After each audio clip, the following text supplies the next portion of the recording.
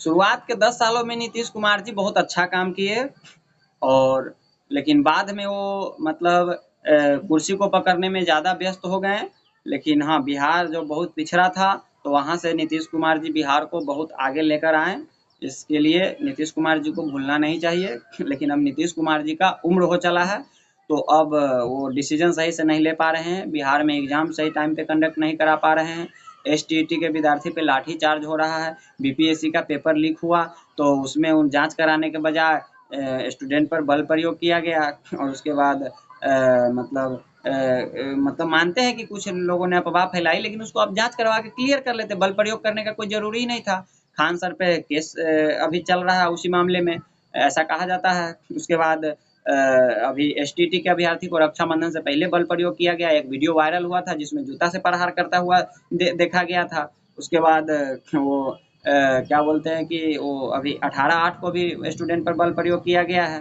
तो स्टूडेंट तो स्वाभाविक है कि जेन्युइन मांग कर रहे हैं कि मतलब जब तक उनका एक मतलब एसटीटी जो मतलब क्लियर नहीं होगा, तब तक वो ट्री 4 में बैठ ही नहीं सकते हैं।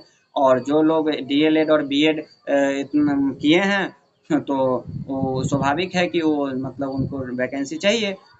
वैकेंसी बहुत मुश्किल से आता है, और जो लाखों रुपया खर्च करके अपना 2 साल बर्बाद 2 साल अपना समय दिए हैं डीएल और बीएड में, तो एक तो शिक्षक की वैकेंसी आती नहीं है, और जब आई है तो एसटीटी क्लियर करना जरूरी है। और जब वो उसको क्लियर नहीं करेंगे तब तक वो ट्री 4 में बैठ ही नहीं सकते हैं।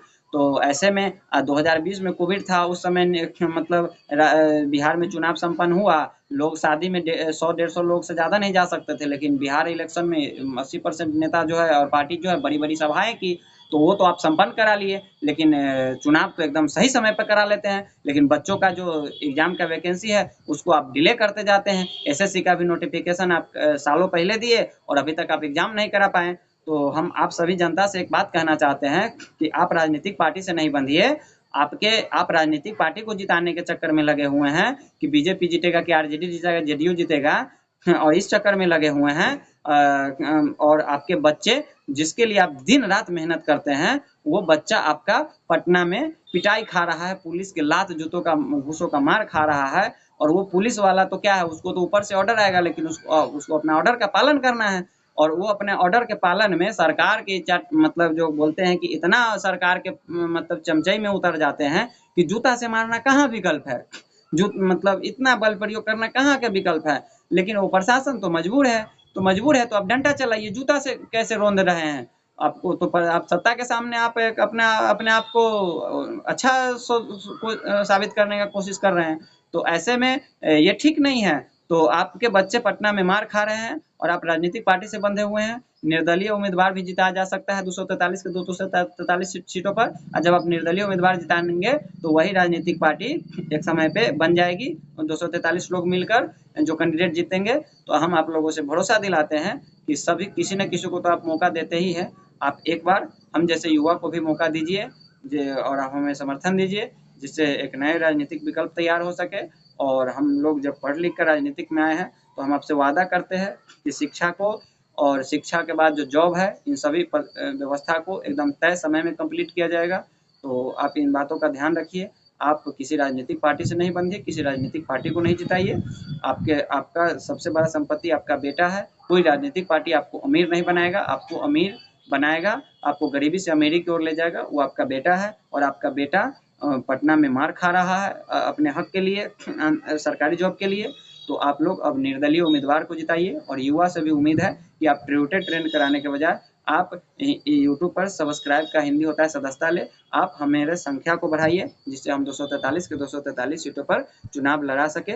और नीतीश कुमार जी के साथ साथ जो भी लोग हैं जो अहंकारी हो गए हैं, चाहे बीजेपी हो, चाहे नीतीश कुमार हो, चाहे आरजेडी हो, ये सब स्टूडेंट के मुद्दे पे बोलने से बच रहे हैं, चाहे प्रशांत किशोर जी हो, इन सभी के अहंकार को तोड़ने का समय आ गया है। आप ये सब लोग में से ज़्यादातर लोग बूढ़े हो गए हैं, जिनका उम्र हो चला है। तो आइए हम जैसे नवयुवकों को आप समर्थन दीजिए, जिससे एक नए राजनीतिक विकल्प तैयार हो सके और हम कम खर्चों में चुनाव जीतने पर भरोसा रखते हैं और जीता जा सकता है। जब इतने महंगे कोचिंग व्यवस्था को खान सर कम कर दिए, तो हम आपसे वादा करते हैं कि हम लोग भी राजनीतिक व्यवस्था को कम खर्चों में संचालित कर देंगे। इसके लिए आप निश्चिंत रहिए। तो आइए हम सब मिलकर एक नए राजनीतिक संगठन का शुरुआत करते हैं और आप सब हमें समर्थन दीजिए। 243 सीटों पे निर्दलीय उम्मीदवार लड़ाना बहुत मुश्किल काम नहीं है। जब आप समर्थन देंगे तब, जब एक दिन में मिलियंस ट्वीट हो जाता है तो एक दिन में मतलब एक हफ्ता या एक महीना में मिलियंस में हमारा यूट्यूब चैनल भी बन सकता है। तो आप हमें समर्थन दीजिए, तब जाके हमारा हौसला और भी बढ़ेगा, अभी तो है ही और भी बढ़ेगा। इसके साथ ही जय हिंद, जय भारत।